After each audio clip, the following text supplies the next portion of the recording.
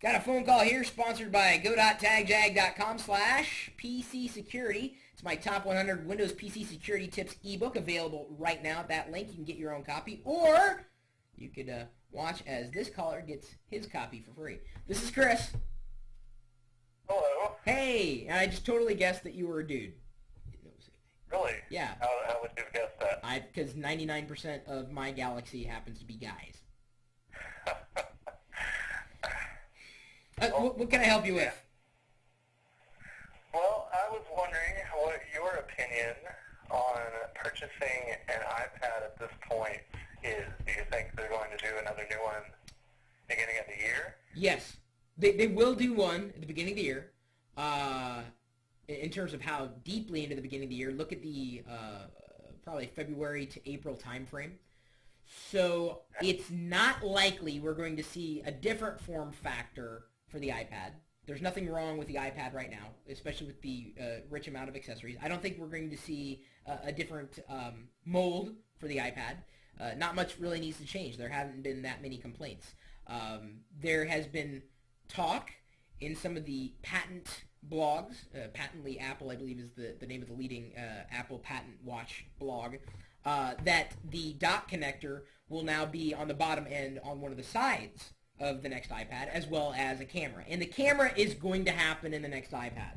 It's inevitable for a couple of reasons. One, the shell actually can accommodate a camera today, number one.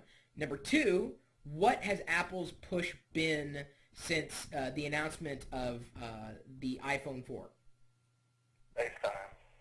FaceTime. So we're going to see a camera now in the iPod Touch, in the iPhone 4. Of course, you've got it in every MacBook, and then the iPad. So most likely, when they announce the iPad with a camera, we'll also likely see updates for iChat and possibly a version of iChat for Windows at that point. If you notice when you install iTunes or any Apple software on Windows, it comes with Bonjour. So you can get the software that runs iChat already. It exists on Windows PCs. It's probably just a couple of lines of code, and they'll have ported over iChat to Windows, which will, for all intents and purposes, be your FaceTime gateway. So you'll be able to go desktop to mobile FaceTime communications tied into your IM account or your email address, as is done with iPod Touches. So going back to, I guess, part of your question, should you buy an iPad now? Well, they're not going to turn into pumpkins at any point in the near future. I got to tell you, I do not regret a single day that I've had with my iPad. I got to tell you, even knowing that it doesn't have a camera, it hasn't hurt me, honestly. The camera is not going to be probably as good as the camera on the iPhone 4. Because it's probably going to be frontward facing. Again, FaceTime optimized. Probably not going to have a fantastic resolution. Of course, the camera apps will work for with it, but not having the camera doesn't take away from the experience I've had with the iPad. So if you want to jump into it now, yeah, you're not likely going to save a lot of money. You could probably get one secondhand. iPad, first generation iPad, whether it's the Wi-Fi or the Wi-Fi plus 3G. I've been very happy with the decision of going with the Wi-Fi plus 3G one, just because I've been in situations where I've needed to get online. There was no access point, but I use the 3G connection that I'm paying for on a monthly basis. Not a subscription fee. You can just decide to renew every month. I don't know. It's really up to you. If you really think the camera is going to make it or break it, wait. If the camera you really don't need, get an iPad now, and if anything, just keep it around the house. Take it with you. When you're walking around town, you're gonna have a second iPad at some point. Why would you wait for a camera? Do you need the camera every single time?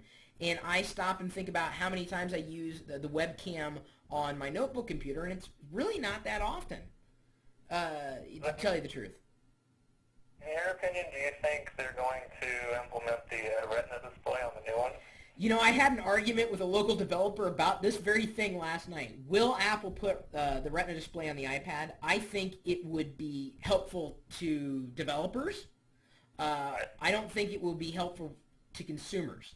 And even though, yes, having a Retina display on the iPhone 4 is awesome. I don't know if you've seen one up close, but Yeah, my friend has one. oh, Really nice. no, the graphics, the text, it is amazing. In fact, the iPad's current screen, the first gen screen, looks horrible in comparison to the iPhone 4. So I would like to see the Retina display on the iPad, but you gotta keep in mind it's a larger surface area, so it could potentially drive up cost, and especially if there's a scarcity in materials.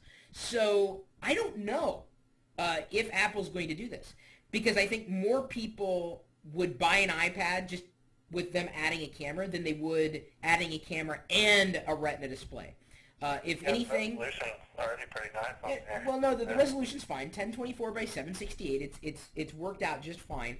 Personally, I would like to see better scaling up of iPhone apps and a Retina display. I just don't know if it's going to be in Apple's best interest to do that. Right. You know, they might, and they would do it for one reason, not because of developers, not because they can do it, but because of another word on everybody's radar. What do you believe, and I've got my own opinion, but I'm going to ask yours, why do you believe Apple would absolutely put a Retina display in the next iPad? Probably just to say all their mobile devices have it and that they're the highest resolution you can go. True. Okay, that's a valid point. I was going to take it one step deeper and say Android. Not true. So right now, there's not a lot of Android tablets, and honestly, the Android tablets out there really kind of suck. In fact, Google's come out and they said that the operating system itself just was not designed for screens much larger than what you could carry around in your pocket. Certainly not a tablet or a slate type of device. The advantage of waiting with Android when I think 3.1 marks the first time for Google's operating system, Android operating system, just past the Gingerbread 3.0 update.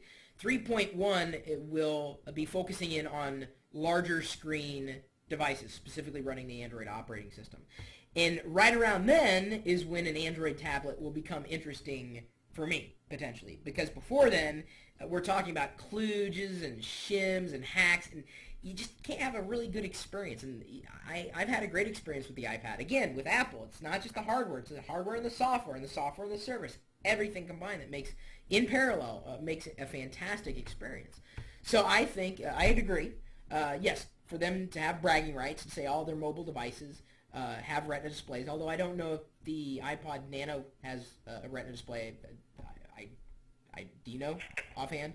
No, I'm not sure. I don't think it does. I'm not sure if it really needs to with a screen that small.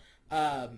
But I think it's because they'd be concerned more about the what's nipping on their heels, and that's certainly Android. Not today, but real soon, and that's good news for all of us who purchase Apple products.